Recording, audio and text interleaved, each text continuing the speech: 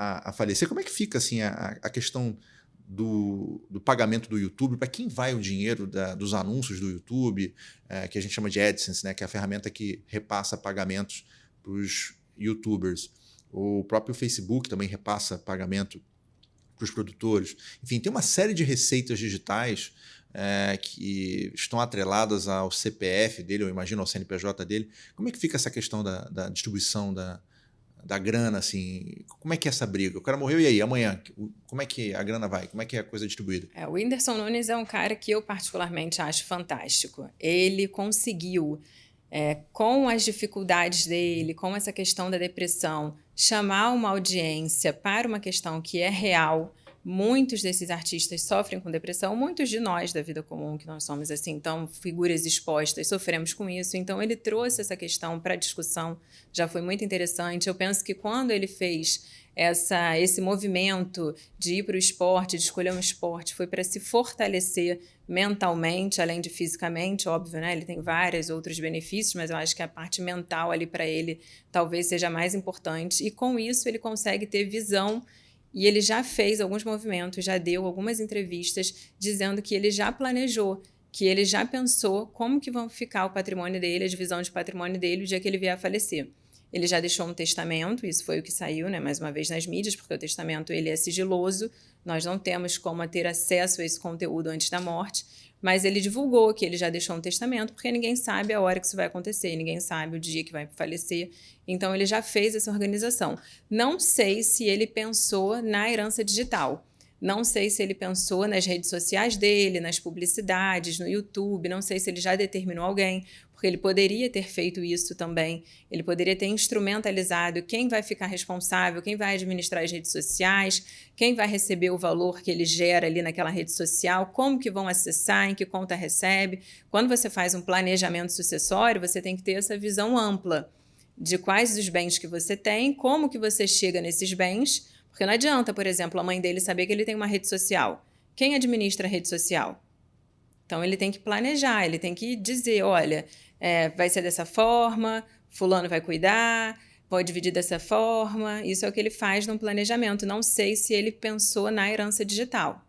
Porque a gente teve 2 casos essa semana bem polêmicos, né? Um foi a morte do MC Marcinho, que é um músico famoso, né, com várias músicas aí nas paradas de sucesso, que infelizmente veio a falecer. E a gente teve o caso do Faustão, né, que passou também por um momento bem crítico de saúde, está se recuperando, né, fez o transplante cardíaco, né, e a gente sabe que essas intempéries da vida podem ocorrer com qualquer um, né? Ninguém está preparado para isso, ninguém sabe o dia que vai acontecer. Tem a certeza que vai acontecer, mas não sabe o dia que vai acontecer. A gente pode pensar também na Marília Mendonça. Marília Mendonça, estava no auge do sucesso fenomenal, estava viajando para fazer um show. Quem diria que aquilo ia acontecer? Com um filho pequeno, será que ela se planejou?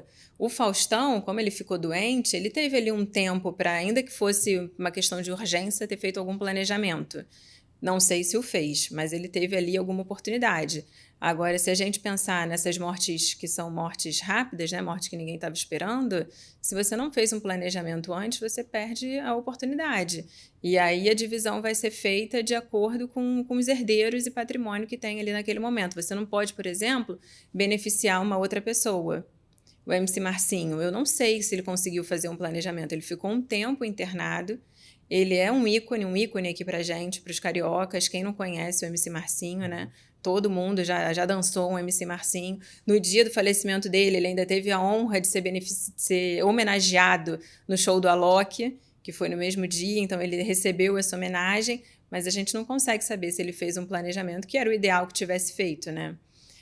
E só para a gente encerrar um pouco esse assunto, essa semana teve o acidente do Kaique Brito, né? Imagina, o cara tá na praia, tá lá tranquilão com os amigos, de repente atravessa a rua, bum, atropelado. E fica entre a vida e a morte. Então, ninguém pode prever o futuro. Então, acho que todo famoso, ele tem que ter um testamento bem claro, né? Dos bens materiais, né? E os bens imateriais. E os personalíssimos que nós chamamos.